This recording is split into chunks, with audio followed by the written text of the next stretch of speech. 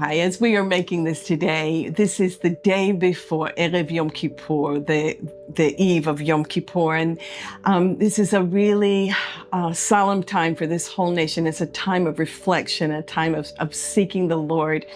And this week, we are in the next to the last portion before we start a whole new Torah cycle. And in last week's portion, if you remember, that was Deuteronomy. In Deuteronomy 31, verse 19, it says, "Write this song for yourselves and teach it to the sons of Israel. Put it on their lips so that this song may be a witness for me against the sons of Israel." And when I was reading that, it was like, wow, I'm so sorry that the song is not in that portion. It just made me want to continue on. But this week we get that song, which is a witness. And this portion is called Haazinu, and it means give ear. And it is Deuteronomy 32, verses 1 through 52, and the Haftarah is 2 Samuel 22, 1 through 51. And the New Covenant portion is Romans 10, 14 through 11, 12. So I just want to read some of my favorite parts out of this portion. And if I had to give it a little title, I would call it The Rock, because in this portion, again and again and again, God is called the Rock. In Hebrew, it's Tzur. So I'm just going to start with verse 1 in Deuteronomy 32. "Give ear, O heavens, and let me speak, and let the earth hear the words of my mouth." I want to go down to verse 3. "For I proclaim the name of the Lord, ascribe greatness to our God, the Rock. His work is perfect, for all his ways are just, a God of faithfulness and without injustice. Righteous and upright is he." I want to move down to verse 9. "The Lord's portion is his people. Jacob is the allotment of his inheritance. He found him in a desert land and in the howling waste of a wilderness. He," meaning God, "encircled him," Israel. "He cared for him. He guarded him as the pupil of his eye.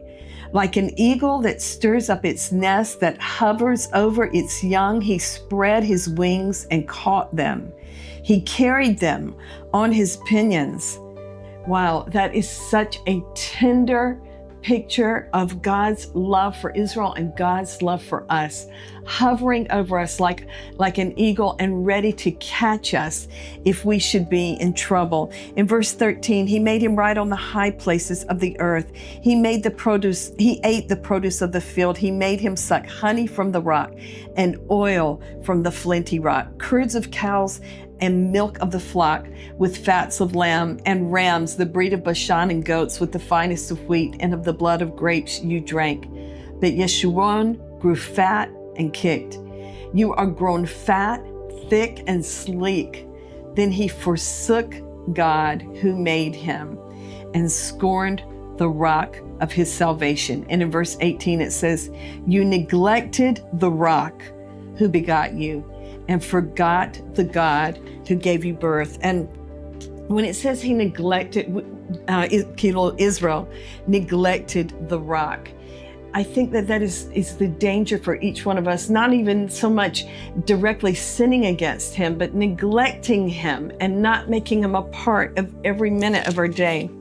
I want to go on still in chapter 32, looking in verse 28. "For they are a nation lacking in counsel, and there is no understanding in them. Would that they were wise, that they understood this, that they would discern their future.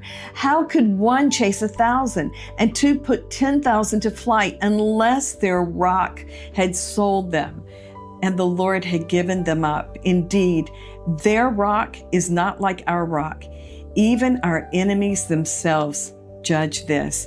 In verse 39, "See now that I am he, and there's no God besides me. It is I who put to death and give life.